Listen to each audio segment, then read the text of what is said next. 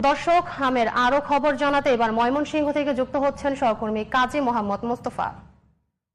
মোস্তফা, আজ ময়মনসিংহে হামের কোনো মৃত্যুর খবর রয়েছে কিনা এবং এর প্রকোপ নিয়ে চিকিৎসকরা কি বলছেন, বিস্তারিত জানাবেন। জি, মুক্তার ঠিক যেমনটা বলছিলেন, হামে আক্রান্ত হয়েছে ময়মনসিংহ। আমি এই মুহূর্তে আছি ময়মনসিংহ মেডিকেল কলেজ হাসপাতালের ইমার্জেন্সি সামনে।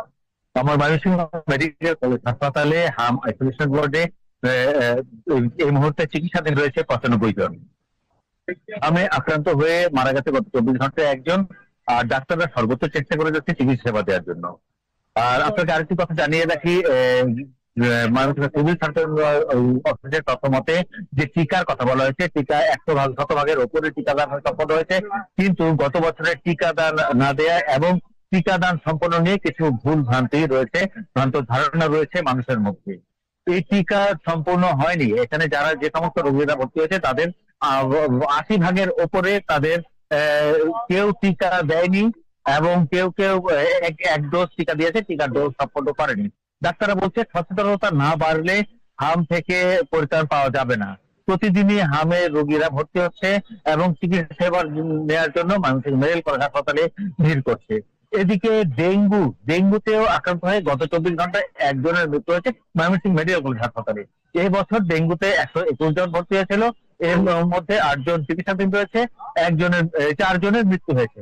গত 24 ঘন্টার মধ্যে আপনার টাঙ্গাইলের মধুপুরে একজনের মৃত্যু হয়েছে ডেঙ্গু নিয়ে ময়মনসিংহ মেডিকেল হাসপাতালে।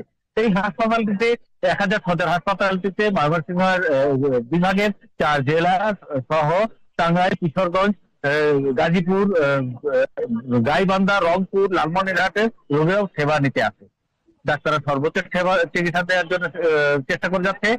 আর হামের যে সচেতনতা বৃদ্ধি না করলে রোগী এবং হামের রোগী বাড়তেই থাকবে বলে চিকিৎসকরা জানাচ্ছে। আর মৃত্যুর মিছিল যত বড় হয়, মৃত্যুর সংখ্যা যত বড় হয়, তত উদ্বিগ্ন হয়ে যায় স্বজনরা এবং এলাকার মানুষরা। এই কারণেই সচেতনতা বৃদ্ধি সবার আগে প্রয়োজন। হাম এবং ডেঙ্গু থেকে মুক্তি পেতে সচেতনতা সবার আগে প্রয়োজন। মুক্তা। মোস্তফা, আপনাকে ধন্যবাদ।